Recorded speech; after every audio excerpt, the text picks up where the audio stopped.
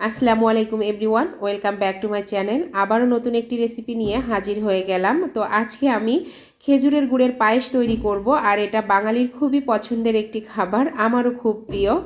তো প্রথমে আমি এখানে খেজুরের গুড় নিয়ে নিয়েছি। এখানে আমি 1 কাপ পরিমাণ পানির ভেতর 400 গ্রাম খেজুরের গুড় দিয়ে নিয়েছি।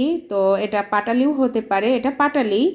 তো যাই হোক, তো অনেক সময় আছে যে সরাসরি যদি আমরা পাটালি অথবা গুড় পায়েসের ভেতর ইউজ করি তাহলে কিন্তু অনেক সময় আছে দুধটা ফেটে যাওয়ার চান্স থাকে। আর এভাবে যদি একটু জাল করে সিরাপ তৈরি করে নেওয়া যায় তাহলে কিন্তু আর ওই চান্সটা থাকে না। তো এজন্য আমি এটা আগে জাল করে নিচ্ছি একটু। তো এখানে আমি 400 গ্রামের মতো পাটালি নিয়ে নিয়েছি, আর 1 থেকে 1.5 কাপ পরিমাণ পানির ভেতর দিয়ে এটা জাল করে নিচ্ছি। আর এটা আমার তৈরি হয়ে গেছে সিরাপটা। তো এখন এটা আমি নামিয়ে রেখে দিচ্ছি।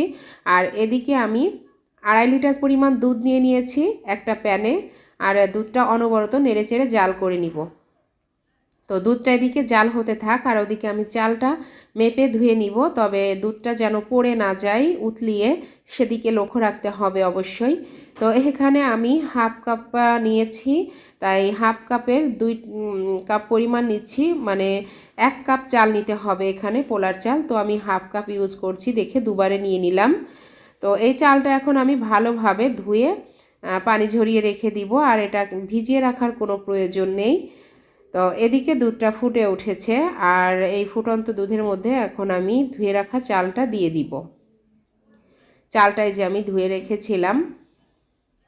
তো এখন আমি চালটা ঢেলে দিলাম, দিয়ে এখন আমি অনবরত নেড়ে দিব, না হলে কিন্তু চালটা দলা বেঁধে যেতে পারে, তাই অনবরত নেড়ে চেড়ে দিতে হবে।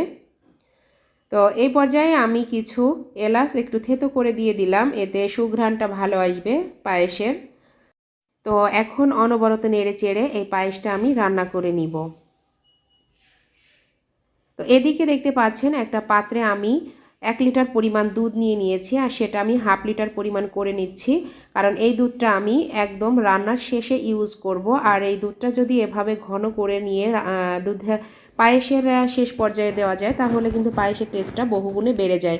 আর এটা কিন্তু আপনারা অবশ্যই চেষ্টা করবেন এই ঘন দুধটা তৈরি করে নিতে। আর এই ঘন দুধটা আপনারা চাইলে আগে থেকে জাল করে ঘন করে রেখে দিতে পারেন, সেক্ষেত্রে আরও ভালো হবে। তো ওদিকে দুধটা ঘন হতে থাক, আর এদিকে আমি এটা নেড়েচেড়ে রান্না করে নিচ্ছি। তো অবশ্যই কিন্তু চেষ্টা করবেন ওই দুধটা ঘন করে নেওয়ার।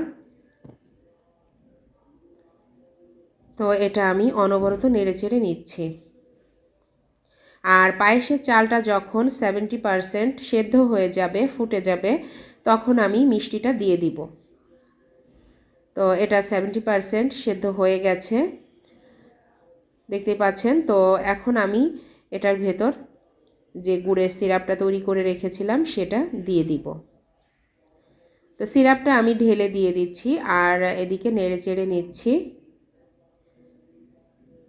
তো নেড়ে চেড়ে এখন এই মিষ্টি দেওয়ার পর আমি এখানে দিয়ে দিব স্বাদ মতো লবণ, মানে আমি এখানে 1 চা চামচের মতো লবণ দিয়ে দিচ্ছি। মিষ্টিতে বেশি লবণ দেওয়া লাগবে না, আর মিষ্টিতে যদি লবণটা না দেওয়া হয়, যতই মিষ্টি দেন না কেন, আমার কাছে মনে হয় যেন এটা একটা পানসে পানসে ভাব থাকে।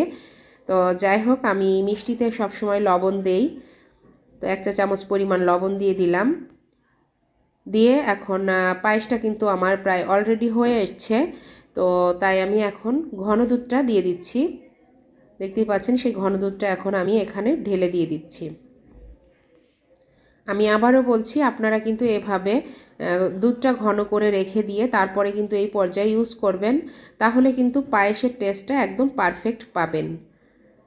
তো দর্শক, আমার ভিডিও যদি ভালো লাগে অবশ্যই একটা লাইক দিতে ভুলবেন না, আর আমার চ্যানেলটি অবশ্যই সাবস্ক্রাইব করে পাশে থাকবেন, আর পাশে থাকা বেল বাটনটি ক্লিক করে দিবেন যাতে আমার পরবর্তী ভিডিওগুলির নোটিফিকেশন সাথে সাথে আপনাদের কাছে পৌঁছে যায়।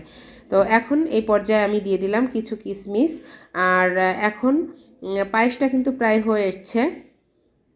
একটু নেড়ে চেড়ে আমি আরও 2 মিনিট জাল করে নিব। তো পায়েসটা আমার প্রায় হয়েছে, পায়েসটা হয়ে গেছে অলরেডি। তো এখন আমি চুলাটা বন্ধ করে দিচ্ছি, আর আমি এটা সার্ভ করে দেখিয়ে দিচ্ছি।